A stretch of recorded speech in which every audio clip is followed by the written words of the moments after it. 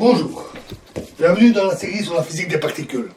Alors lorsqu'on calcule les éléments qui correspondent pour la matrice S, donc à partir des fonctions de Green, les propagateurs externes, c'est-à-dire I, PI carré moins M carré plus I epsilon exposant moins 1, sont automatiquement compensés par l'opérateur d'Albertien x1 plus m carré, avec le i devant, que l'on retrouve dans les formules de réduction. Donc, tous ces facteurs s'annulent. Dans ces derniers, dans les formules de réduction, la dernière intégrale qui se fait sur x1, sur xi, identifie le moment entrant de la fonction de Green avec le moment physique sur la couche de masse de l'élément de matrice S. Donc, pour avoir la contribution d'un diagramme de Feynman donné à la matrice S, il suffit d'ignorer tous les propagateurs externes et on met les moments externes sur la couche de masse. Et le tour est joué. Comme on verra, il faut en plus compléter cette règle par un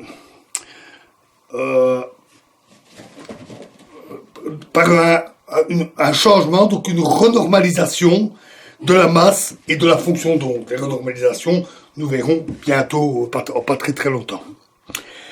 Quand un diagramme est non connexe, la fonction de Green contient encore des fonctions delta qui expriment la conservation d'une somme partielle des moments externes. On avait défini pour les fonctions de Green connexes, GC, une définition récursive, une expression récursive qui disait G x1 x2n, ici pour notre théorie, en phi 4, est égal à la somme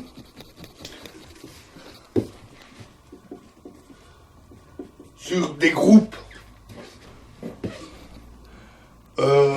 sur des intervalles I alpha dont la réunion est égale à I, c'est-à-dire l'intervalle, la suite de x1 à x2n, avec produit sur alpha, donc pour chaque intervalle, des GC I alpha, XI alpha. Donc, le produit d'une série de fonctions connexes, la somme sur tous les groupements de coordonnées possibles redonne la fonction complète. Les diagrammes qui ne contiennent pas de sous-diagramme vide-vide, dans Gx1, oui, et alors il y a une condition initiale, excusez-moi, qui dit que, au moins pour la théorie en phi 4, Gx1, x2 égale Gc x1, x2. À partir de là, on peut facilement reconstruire les fonctions à 3 points, 4 points, 6 points, 8 points, etc. Quand les diagrammes sont sans sous-diagramme vide-vide, dans Gx, dans Gx1, x2, il n'y a pas de sous-diagramme vide-vide, et donc ils sont toujours topologiquement connexes. Donc, pour le cas à fonction à 2 points, la fonction connexe, la fonction de Green connexe définie comme ceci, est aussi les diagrammes connexes pour la fonction à 2 points. Par induction, on peut montrer que seuls les sous-diagrammes connexes topologiquement connexes, contribuent à GC. Supposons que c'est vrai jusqu'à la fonction, sur la fonction avec 2n-2 points. Et on peut alors écrire la formule récursive comme Gx1, x2 égale à GC x1, x2n plus les produits sur tous les intervalles avec les intervalles de plus d'un élément, des produits alpha, GC, etc. et comme avant. Après qu'on ait substitué le développement au diagramme de Gx1, x2n, et pour chaque GC dans la somme, chaque contribution d'un diagramme non connexe de la fonction de Green peut être identifiée avec un terme de la somme, et vice-versa. Donc, il y a une parfaite identification entre la définition algébrique des diagrammes connexes et la définition topologique, comme nous l'avons construite, des diagrammes connexes. Donc la connexité est la même, ce qui facilite évidemment les développements. En général, on doit calculer que les diagrammes connexes, et puis on peut utiliser une fonction telle que celle-là pour le résultat complet. Alors, revenons au rôle de l'ordre normal. Donc, lorsque nous avons parlé de la théorie en Phi4, nous avons défini le Lagrangien d'interaction comme le Lagrangien Phi4, mais avec l'ordre normal, les deux points. Si on avait gardé le produit ordinaire, moins lambda sur 4 factoriel fois phi x exposant 4, sans l'ordre normal.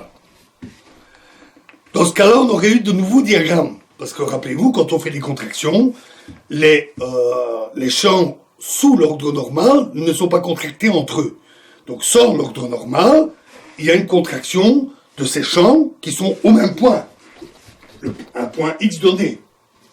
Donc les Phi4 donnent des contractions supplémentaires qui vont par exemple donner, pour la fonction à deux points, ça va donner par exemple un diagramme comme celui-ci, appelé diagramme Tadpole, ou en français diagramme tétard, parce qu'il a vaguement la forme d'un tétard. Si ça vient de là, on conservera dans la suite le terme anglais de Tadpole. Et donc ce sont des cas supplémentaires. Alors, parfois, il est plus facile de garder le produit ordinaire et de gérer le cas des diagrammes Tadpole. C'est ce qui se passe, par exemple, quand on veut effectuer une transformation locale non homogène, par exemple une translation qui varie de point en point, mais en gardant certaines symétries. Ça sera important dans la suite des événements. Donc, pour la théorie en Phi4, le résultat final revient à un changement de la masse. Alors, il se fait que le changement correspondant est infini. Mais c'est pas grave, parce qu'il y a la renormalisation qui traite de ça, et donc c'est juste absorbé dans la renormalisation qu'on verra. Voilà donc pour la théorie scalaire, du moins la théorie en Phi4. Donc maintenant on est bien armé pour aborder des cas plus élaborés, et qui sont aussi des théories physiquement plus intéressantes que la théorie en Phi4, qui est, on va dire, très théorique, abstraite. Elle ne correspond pas à un vrai Lagrangien qu'on rencontre dans les phénomènes physiques. Donc, par exemple, comme exemple, qu'on va voir tout de suite, très vite, c'est l'électrodynamique des spineurs et des scalaires. L'électrodynamique est évidemment la théorie la plus importante pour nous. Et ça sera beaucoup plus rapide, parce qu'on a vu toute la mécanique. Donc réappliquer la mécanique sera beaucoup plus simple. On pourra faire des raccourcis. On verra aussi d'autres cas plus tard, avec divers champs, avec d'autres symétries internes, parfois plus complexes. Mais la méthode pour obtenir les règles de Feynman sera toujours très claire. Et si à un moment donné, on a un doute, on peut toujours le refaire, et pour ça on revient à la base, à savoir le théorème de Wick. Et à partir du théorème de Wick, on peut facilement retrouver les règles de Feynman. C'est toute la mécanique qu'on a vue, qu'on va revoir en résumé plus rapide. Et donc, dans la prochaine vidéo, nous verrons les règles de Feynman pour l'électrodynamique des spineurs. Je vous remercie.